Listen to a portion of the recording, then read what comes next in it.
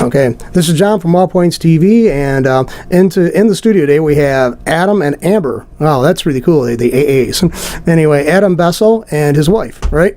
Yes. Okay, and these two represent, this is your own ministry, the Armor of Light Ministry, right? Yes. And you're based out of Pontiac? Yes. And anyway, look at a little backstory. Adam's kind of interesting here. I found this out. I heard rumors on it, and he kind of confirmed it. He actually is originally a Canadian citizen, or you're still a Canadian citizen, or? Yes, I'm Canadian. But you had served in the U.S. military.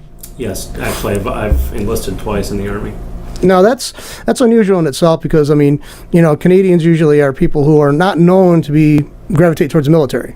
I mean, they have one, and they've actually, I guess, one of the snipers that made one of the kill shots at an amazing distance just recently, past 4 or 5 years, was a Canadian. So, but anyway, that's unusual backstory. But we'll go into that. But what made you come to the United States? Well, I emigrated to the United States as a toddler. My parents moved here for job prospects. When I initially enlisted in the Army, actually at the time when I could have actually chose to be a U.S. citizen, I was already enlisted. So at that point, it was no big deal. I didn't have to sign up for the draft, and I didn't have to worry about my citizenship because I was already enlisted in the U.S. Army. At the time, the process for becoming a U.S. citizen while you were in the military was a lot more lengthy than it is now. It's actually a quicker, easier process now. But you can actually, from what I've heard, you can actually serve up to 7 years as a foreign citizen in the U.S. military. Yeah, and I know a lot of people do that. I mean, especially people, typically the people I hear that go into the military who are from other countries are usually from South and Central America, and I've heard a few Indians actually serving too, somewhat here and there. So, from India. So, that's just kind of a unique thing, it gives you kind of a unique color to you there. It's like, I think that's really kind of cool that I think a lot of families when they came here to the United States, my mom's family, Hungarian, they came to the United States, they had cousins just a couple hundred miles over in Canada, and they maintained contact for several years. But as the generations kind of split away, that kind of degenerated that connection. So somewhere I got cousins. Both my mom and dad's side. One side's Irish. My dad's side of the family's got some Irish there. They're up in Canada. And their last name is Collins. So maybe I'm talking to somebody out there. It might be one of them. But anyway, that's just kind of a unique backstory though, and I think that's kind of cool that you're let's face it, a lot of people have a tendency to identify with Canada, basically being the land of milk and honey, and nothing goes wrong there. And if you hear the modern progressives in this country, basically they want us to become Canada, but here's a Canadian becoming a U.S. citizen. So I think that's a good thing. It's a good story to hear in itself. Well, for me personally, I think one of the things that's interesting about it is even one of the comments that you had said is that you were surprised that I was Canadian because of how patriotic I was about the United States. Right. That's. So I actually do. I get that quite a bit. I've been interested in American politics probably since the first election I can remember in 1984. So it's kind of been an ongoing thing for me. It was a very natural transition to join the U.S. military. And then after 9/11, I went and joined again, and ended up going to Iraq. So that's a lot of Americans don't do that. I personally never served in the military. Although pretty much all the other males in my family have. My brother has, my half brother actually. My dad served he was a draftee, dry kicking and screaming as he would call it, into Korea, and to the day he died, he couldn't stand Harry S. Truman for getting us into that conflict. But anyway, he didn't take his draft notice very easily either. He didn't like it, but he went and he served. He was a combat engineer. So anyway, that's interesting though that you are truly patriotic. I mean, it's like it's refreshing to see that. I remember years ago, back in the 70s when Watergate was raging, Paul Harvey read this piece about a Canadian, and it was about how great America was and why America was great, because we did allow our sons and daughters to engage in protests against the country, and we're willing to, even though we had issues with it, there wasn't this, this extremism towards that. And he basically, it was a Canadian wrote it, and it was like, and once, I think right after 9/11, that went back into circulation in printed form, and they also dug up the recording of that. So I'm not a total flag waving patriot like some people, but I think this is, the testimony I see behind that, this is the greatest country, is how many people take a severe risk to themselves and their families to get here. That is right there as a testimony to what we offer yet. So anyway, I don't want to go that right totally, but I just think that's kind of it kind of really impressed me that you were such a patriotic American, and I wish more people who are truly, native borns would have that kind of fervor for the country. So Canada really hasn't had a lot of international military action since Korea. Yeah. What a lot of people don't know is that about the same number of people that fled to Canada during Vietnam, about the same number of Canadians actually volunteered to fight in Vietnam. Yeah. With the Americans. Now, I know I'm aware of this woman that my mom and dad were friends with. She was a war bride from Luxembourg. Her husband served in the U.S. military, but he was a Canadian. And Canada was in the conflict for World War II, because they were fighting on behalf of being a Commonwealth of England or whatever, and they, I forget, after the World War II, I think their label changed for them, the Canadians. But anyway, he fought as an American. He was with the American troops, and he was a Canadian. So, and he lived here all his life, the remainder of his life, worked in the factories here, had a great lifestyle because of the factories. And let's face it, there's a lot of factories going on, General Motors factories, Ford factories going on in Canada, that basically those are American companies. So, and we account a lot of our businesses account for a large portion of the economy of Canada. So I'll cover that because a lot of people are totally ignorant of Canadian ties between Canada and the United States, and how basically they were so intertwined. Mm-hmm. Anyway, the Armor of Light Ministries. You started this how long ago? I started the Armor of Light ministry in 2012. Okay. That's while I was a inmate in the Genesee County Jail. Okay, it's like now was this like total like jailhouse conversion, or what happened? Were you a Christian beforehand or leaning towards this, and then you decided maybe to jump totally into it at that point, or what? I'll say I was leaning towards it. There was probably at least quite a few years where I was on the fence about it. It was actually during that period of time when I met Amber, and it was like I had never known such a beautiful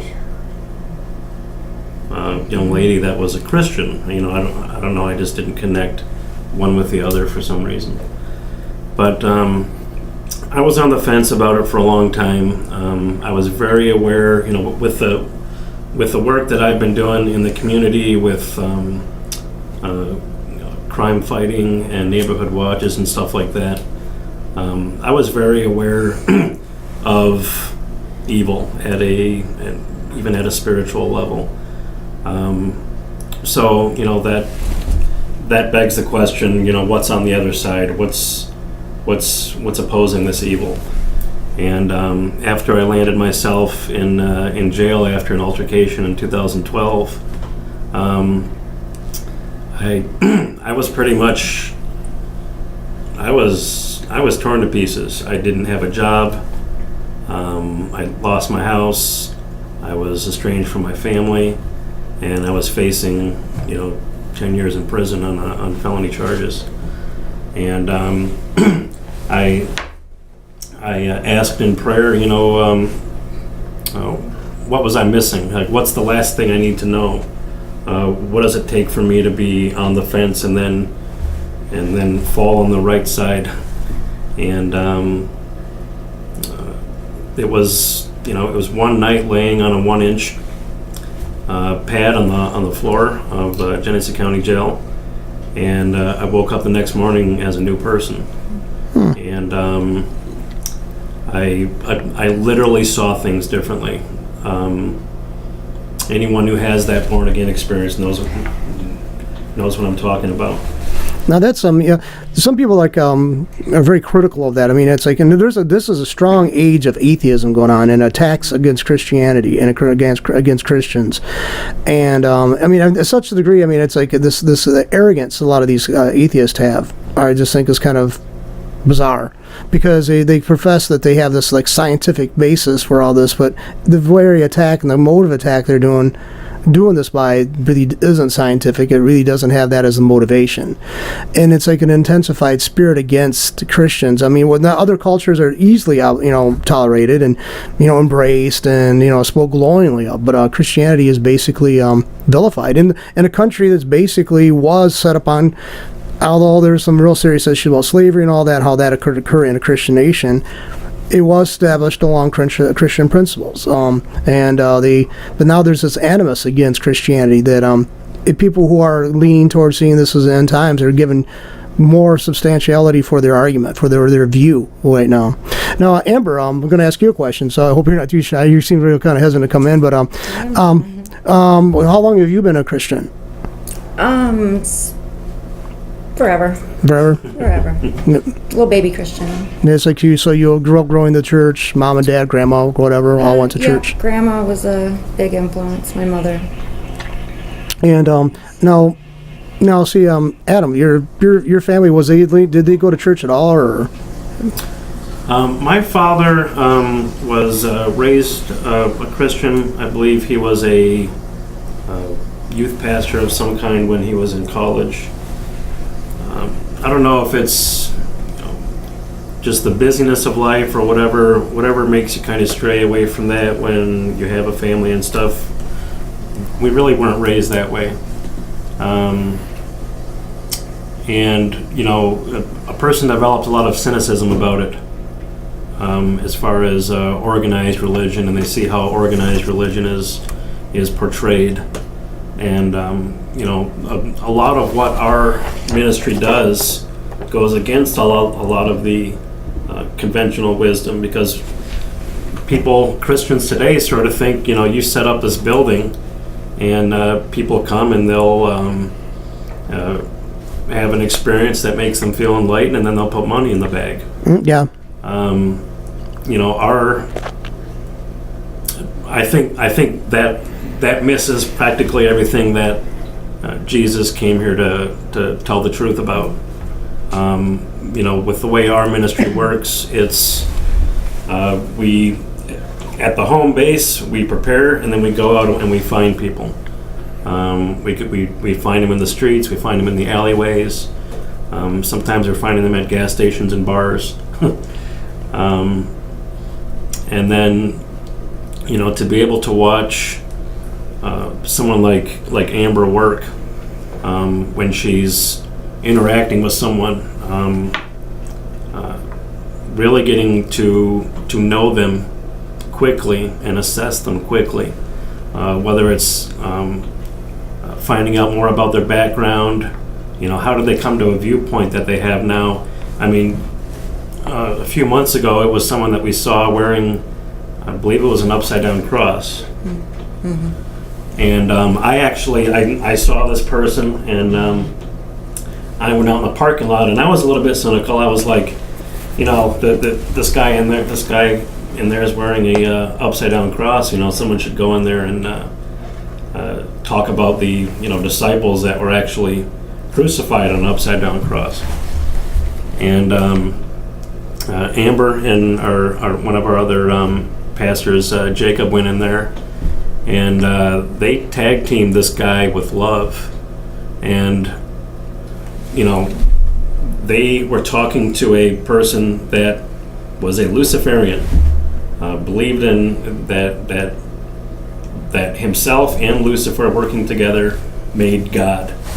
And they walked in there talking to him and just changed the whole paradigm of this kid's life, just right there in front of me. He was easy to talk to, too, though. I mean, he was a nice kid.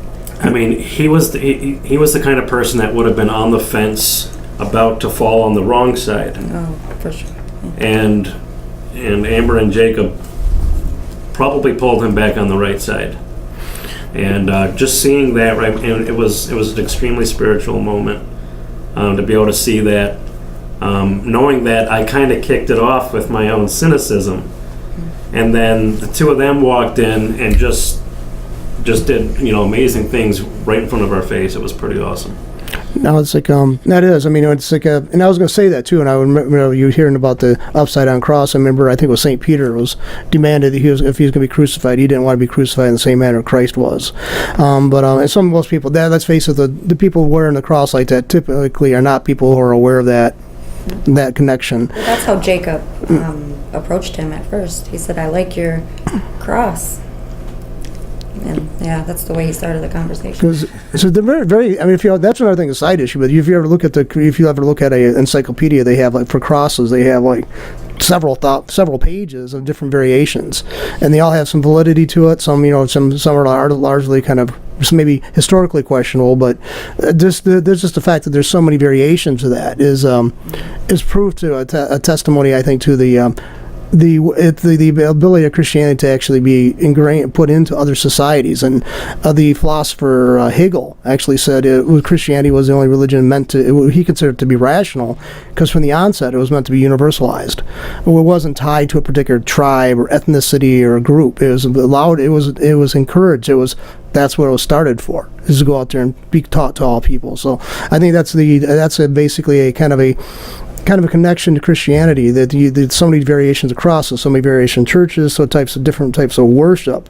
It shows that it resonates well with all these other people in the world. I think that's one thing I can say about Christianity that seems to be lacking most other sects or cults or whatever. So, well, the impact that it had on me being in jail is that I was suddenly able to separate the person that I was talking to from whatever it was that they were being accused of. Mm-hmm. Whether it was, property crime, assaulting someone, whatever it was they were being accused of, I was able to separate what it was they were being accused from the person I was talking to, and actually get to know them. And, it really wasn't jailhouse religion, because it wasn't people that were going off in a special meeting talking with the pastor just to get out of the jail cell. There was actually a lot more, even in jail, there was a lot more freedom to it as far as being able to interact with people. And I began to think, and this is how the ministry started, is that if we could do more to connect with people, taking away preconceived notions or whatever they're being accused of, whatever their sin is, actually connect with people as a person, that I think we could do a lot more towards actually fighting crime. Mm-hmm. And it's, I would see people in jail there would be 3 generations of them in jail at the same time. And in one way, they kind of laughed about it. They said, it's kind of funny, my cousin and my uncle are both here at the same time. And at the other end, in the same instance, you would see despair in the person, disappointment in that person. It's almost like this person was predisposed to be there, mm-hmm. because their family was already there. I'll say, we'll talk after this interview, but I was like, I've known several families. I was just going to see that fall into that category. I mean, I remember hearing stories about these guys telling whether they just came out of lockup and they're saying, yeah, my cousin, my uncle, my dad, so-and-so was there. And this happens all too common in this county. So this was Genesee County. So I'm probably certain I probably know some of the people you were in there with, and maybe been in that situation as well. But because and that's the thing is about most churches. You're right though. I mean, most churches, especially in the suburban setting, it's like they're all clean, buttoned down, and be almost like horrified if some of these people from the urban setting and came in. They wouldn't know what to do. Well, many churches, even the well-established ones, they have an itinerary and they have a program that they put together for you, and they have a big production. And I think I believe from what I've seen that their domestic mission work is severely lacking. And that's where they're going down the street or a couple towns over. I actually see more effort towards foreign mission work than I do towards domestic mission work. So that's, that's kind of what we stand for as far as our ministry goes. We're trying to connect with more of those suburban churches to give them an opportunity to go into the city, go into the inner city, and actually interact with people, help address some of their concerns. And it really goes back to how people are treated and how they process things after they're treated a certain way. Because if we diminish a person's the value of a person's life, it's going to have a ripple effect. It's going to have a ripple effect. And I first saw this in jail. Even people's families, when they would come in to visit the inmate, visit their brothers or their cousins or their fathers, whatever, the families were even getting treated like crap in the Genesee County Jail. Just coming to visit. And it was really it's setting up a generational curse, and it's setting it up. And you can see it whether it's 3 generations of people incarcerated at one time, or an 85% return to incarceration rate that the Genesee County Jail has. I actually had a conversation with one of the deputies there one day, and he said, if this jail was run my way, we would lock down so hard on people and basically beat them so hard that they would never want to return to jail. That was his mindset. He actually said that to me right in front of other inmates. And I said, well, I can take my way of doing things versus your way of doing things, and my guys are not going to return to jail. And it's treating people, it's not coddling people, it's not giving them Xbox while they're in the jail cell. It's a generally different way of treating people. And when you're improving their value of life, instead of taking it away, the outcome is going to be less people returning to incarceration. And I think most sociologists would say that approach, or they might not agree with the message, but that kind of approach and that desire to actually move people away from this by this kind of approach would be something they would approve of. I mean, I've seen that too. I mean, I've seen we have a tendency. One good thing about Christianity as well, if you look at other religions, right from the onset, we're told to visit prisoners. And let's face it, not everybody in prison, but even back then, were just political prisoners. It was an awareness there that we had; those were the lost people, and they wanted to reach out for Christ for. So I mean, that's one thing Christianity also. It's like right from the onset acknowledges man's sinfulness and the desire to be reconciled, and it had seek their reconciliation. So I think that's Yeah, I think that experience of you that went through the jail, though, I mean, it did. You would have. Let's face it. Would you would have had that kind of realization before you actually experienced yourself? You would have maybe had a tendency more like the Law and Order type. Well, yeah, we'll just beat them down, and maybe that's to stop them from wanting to come back, make it less desirable. Do you think there was a big change of that? What kind of a view of people in prison did you have, or jail, before you went into jail yourself? Well, I probably had a general preconceived notion that they were all a bunch of scumbags. Mm-hmm. That's kind of the way they're treated by the people all through the justice system. I think the obstacle towards actually making a change in that direction is that even your typical Christian has a different place in their heart for people that do bad. They will be much more apt to be in favor of capital punishment than they would be otherwise. And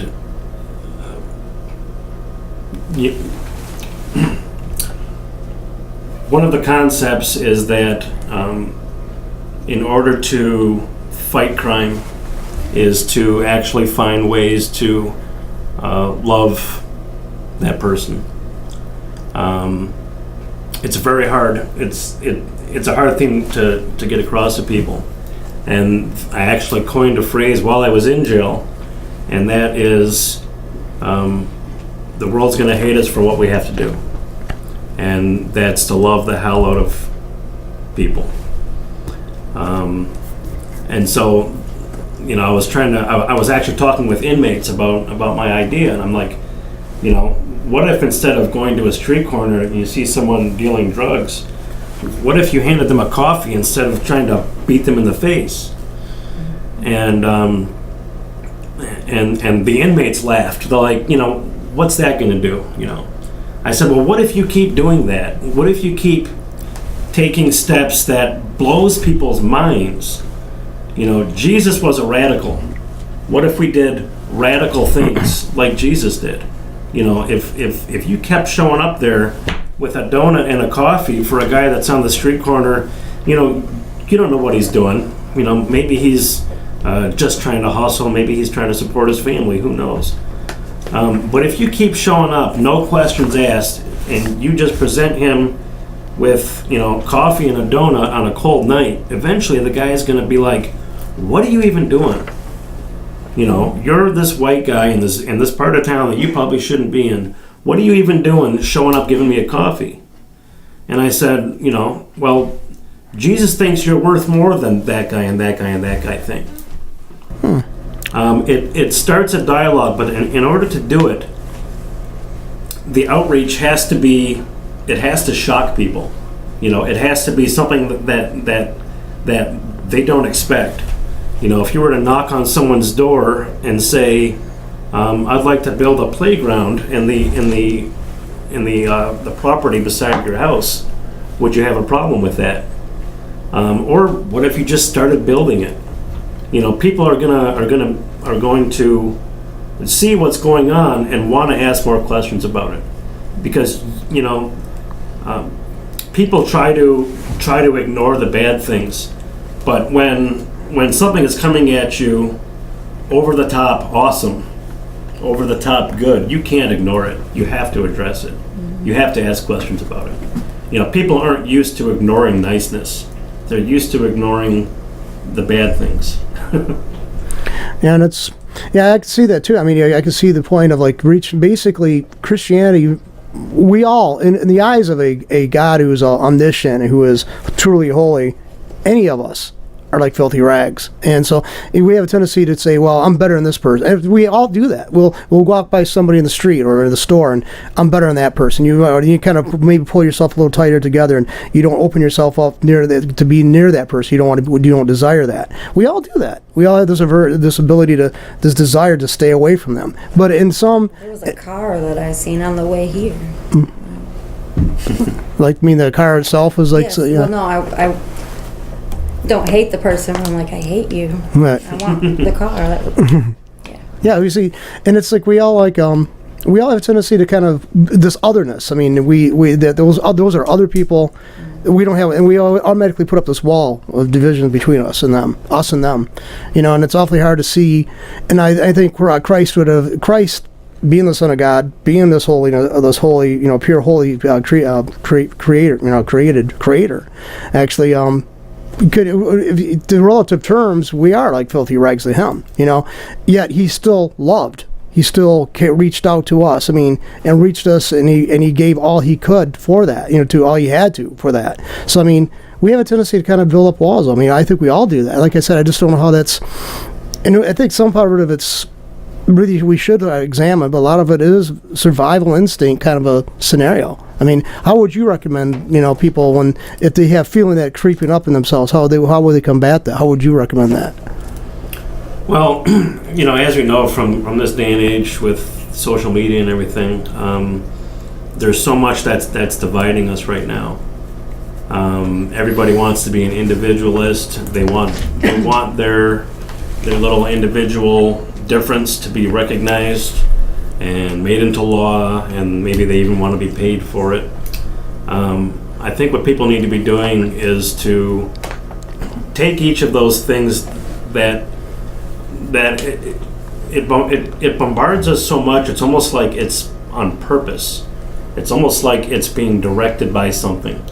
If they can cast that aside, all those little differences, which don't matter, and focus on the very few similarities that everyone has in common, like, for instance, we were all given the grace, being forgiven by the acts of Jesus. Just to start with that as a building block, and then only include the different ways that we're alike, and discard the ways that we're different, because the ways that we're different doesn't matter. We're supposed to be different. Like what we have up here, for the banner, it says about the quote from Matthew 25:40. The king will reply, "I'll tell you the truth. Whatever you did for one of the least of these brothers of mine, you did for me." The seems like you chose that to be one of the main scriptures for your ministry, and for hearing what you guys engage in, because I mean you and the same, on your press release you actually network with other churches and to go missions with, like, in Lansing, Grand Rapids, Chicago, Illinois, and also and you the satellite mission headed up by a pastor in Clarksville, Tennessee. So you got kind of a network which is going on, which is really significant from a lot of other ministries which are just totally local. You do have kind of a broader pull and a broader appeal, I think, because of that.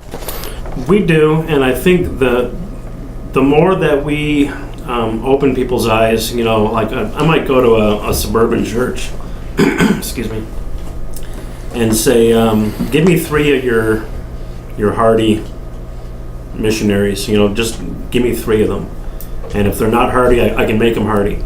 But and then to take them on a mission, and it may be a very small scope to that mission. It may be we're just going to take this outlot here beside this store and clean it up. Once people get more involved in actually doing that type of outreach, then they'll come home and tell a story about it. I worked my butt off. I'm completely sweaty. I'm dirty. I'm sore, and it was awesome. And I want to do it again. It's not always dirty, sweaty, hard. Because I don't get dirty and sweaty. But from your experience, though, what would you say is the biggest obstacle that you yourself had to overcome? I mean, reaching out to these people, you live in a different world, a mindset, a different milieu, some people would say. And now you're doing street ministry. I don't know exactly your background. I mean, your family was suburbanites, if they were like urban, who had maybe a little bit more than the people around. I don't know any of that. But I mean, what was the biggest obstacle that you personally had to overcome to deal with the people that you're now dealing with in your ministry? Well, early on, we would go into an area and we would be kind of singled out, kind of feel like you're being singled out because I'm a white guy walking into a predominantly black area. And I would get a lot of attitude real quick from people. What are you doing here? Just a lot of mistrust, a lot of preconceived notions. And practically every one of those different scenarios that I walked into, when I left, there was no such thing as racism in that area, in what I was feeling from people. Only once did I ever have a situation where I walked into somebody was being racist towards me starting out, and I couldn't do anything about it. There was no fixing this degree of damage on this particular day, and when I left, I was still hated as much as I was when I showed up. But more often than not, I'm able to get in and, wipe those obstacles away. And it's something that, Amber and I have both dealt with, even recently.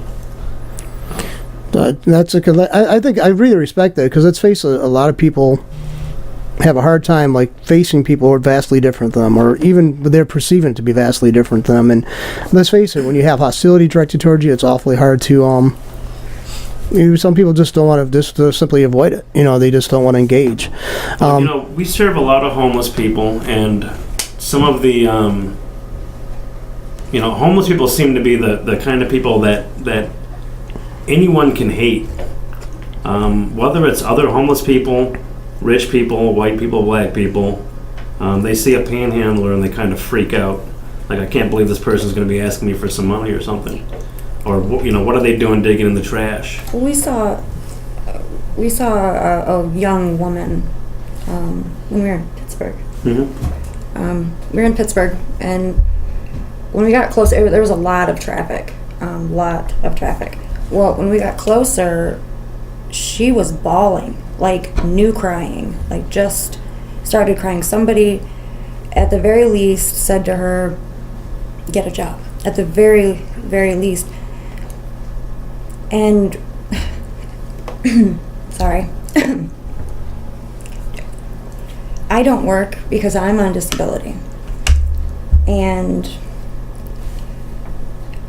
you never know why, just saying that little thing, just get a job, you never know why maybe she doesn't work or why she can't. I can't. He was homeless one time in his car, and car broke down or something to where he didn't have a car. He wouldn't have been able to get to work, and that would have just been the end of that. Just one little thing could have put her on the side of the road, and it broke my heart that somebody would even say that. I've been homeless myself, and I think it was just this week that Amber and I were talking about a situation that happened in my life where I had a job and I was homeless. I was living out of my car, living in a garage. Because of circumstances, I had a full-time job and I was still homeless. The thing is, so many people are working, even people that are well off, still working check to check. What little thing could happen to someone to where they all of a sudden lose their car, they all of a sudden lose their job. Even people in jail will try to rank themselves over someone else. They'll say, well, I'm here for armed robbery, but that person hit his daughter.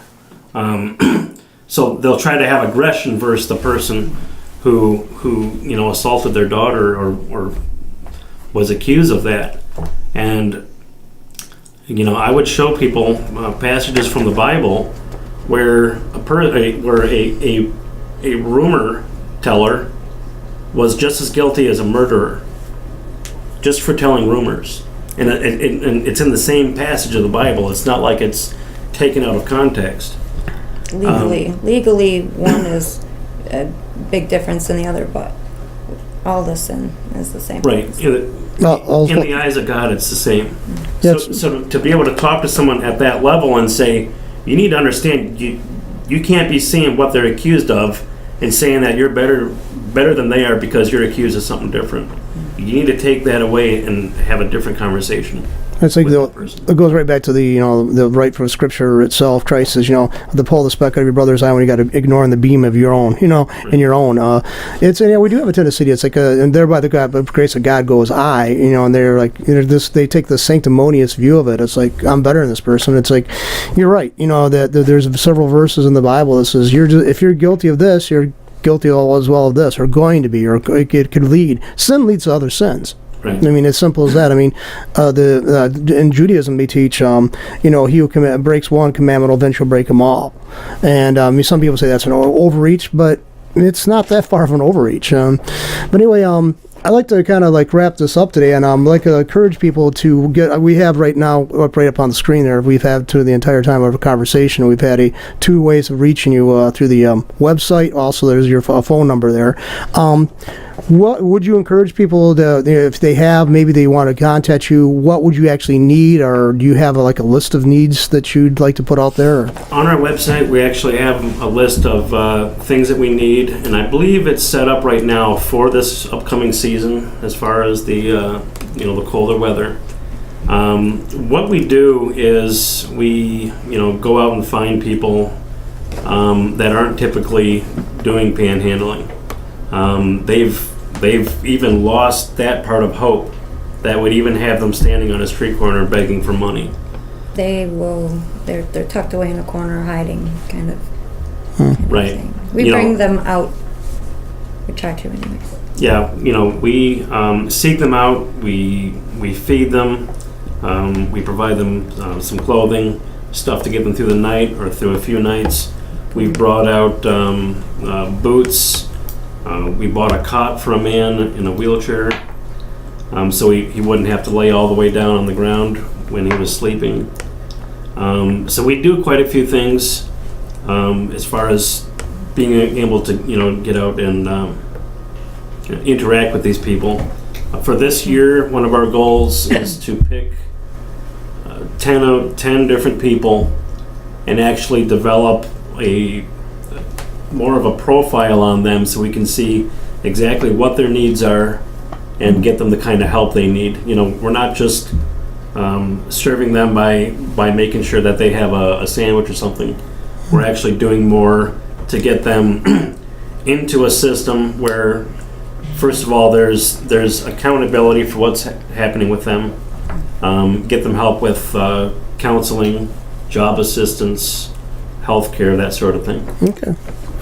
So anyway, like I said, I encourage people to go to your website. Also, I don't know if you want to actually call it, because you will get calls. Okay, so if we put it out there, I know, but you got to know that. So you're going to get probably some calls out of the blue, in the middle of the night at weird hours. So may know that.